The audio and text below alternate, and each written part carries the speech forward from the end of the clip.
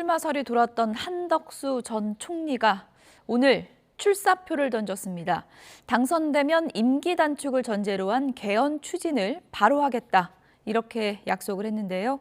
정치권은 이재명 후보의 파기환송 선고 그리고 최상목 전 부총리 사임을 놓고 갈등이 최고조에 달하고 있습니다. 국외 취재기자 연결해서 내용 들어보겠습니다. 강민경 기자.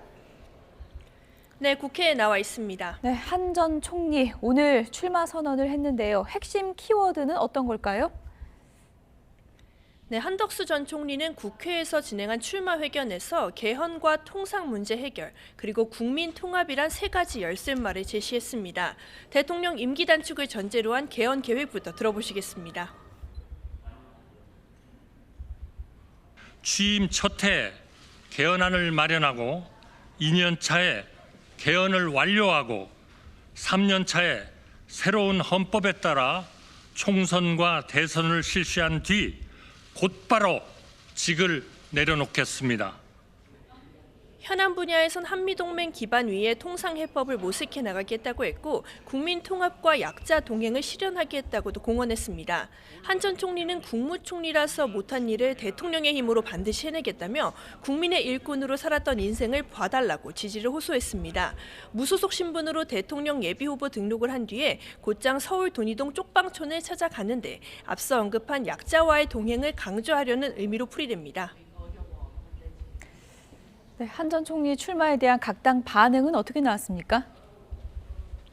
네, 우선 한 전 총리에게는 윤석열 정부의 초대이자 마지막 총리, 즉 2인자라는 비판을 극복해야 하는 숙제가 만만치 않다는 지적입니다. 당장 민주당은 한 전 총리가 대통령 권한대행 당시 헌법과 법률을 대놓고 무시하며 노골적으로 내란 진압을 방해했다며 내란 대행으로 규정했습니다. 반면 국민의힘은 바깥 반병 세력과 함께할 틀을 만들겠다면서도 한 전 총리 출마 선언 자제에 대한 언급은 자제하고 있습니다. 권성동 원내대표는 한 전 총리와 만날 계획도 현재로서는 없다면서 말을 아꼈는데 당 대선 후보가 정해지지 않은 상황을 염두에 둔 걸로 해석됩니다. 물론 한 전 총리 측과 국민의힘 지도부 모두 단일화에 적극적인 태도를 보여온 만큼 향후 반 이재명 빅텐트는 추진될 가능성이 적지 않다는 관측이 나옵니다. 하지만 실제 협상 테이블에 앉을 수 있을지 또 여론조사 반영 비율 등 세부 단일화 방식의 접점을 찾을 수 있을지 이들을 둘러싼 삿바 싸움도 예상됩니다.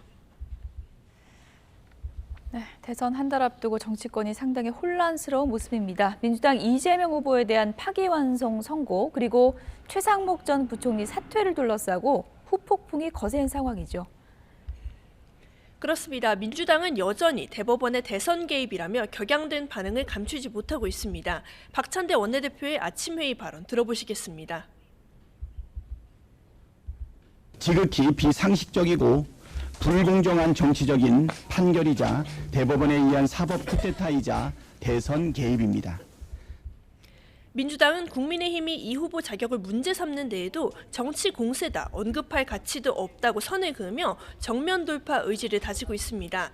다만 물밑에선 후속 대책 마련도 숙고하고 있는데 그간 공을 들여온 중도층 민심을 지키는 방안이 특히 고심 대목으로 남습니다. 민주당은 대외적으로는 중도층에 큰 영향이 없을 거란 분석을 내놓고 있습니다. 최상목 전 경제부총리 탄핵안을 추진해서 결과적으로 사임을 이끈 것을 두고도 전략적 판단이었다는 입장인데요. 하지만 일각에선 당의 지지자들만 바라보는 강경파들에게 너무 휩쓸린다는 우려도 나옵니다. 실제로 어제 의원총회에선 중진 의원들을 중심으로 왜 사법부가 잘못했는데 최 전 부총리를 탄핵해야 하느냐는 문제 제기가 나온 걸로 알려졌습니다. 네, 이번엔 국민의힘 반응 짚어주시죠. 네, 국민의힘은 대법원 판결 뒤에 민주당이 쏟아낸 그건들을 보라며 공세 수위를 끌어올리고 있습니다. 권성동 원내대표 발언입니다. 해당 공직선거법 조항을 유언으로 만들어 법조문 자체를 폐지할 수 있습니다. 즉 법의 폐지로 재판을 완전히 박살내는 법제 반박입니다. YTN이 통화한 국민의힘 의원들은 민주당이 최 전 부총리 탄핵안을 추진한 걸 두고도 국무회의를 마비시키려는 작태다, 선을 넘은 행동이었다라며 일제히 비판의 목소리를 쏟아냈습니다. 국민의힘은 자신들의 부족함이 이재명 세력의 면죄부가 돼선 안 된다며 이번 대선으로 이재명 세력의 폭주를 막게 해달라고 호소했는데요.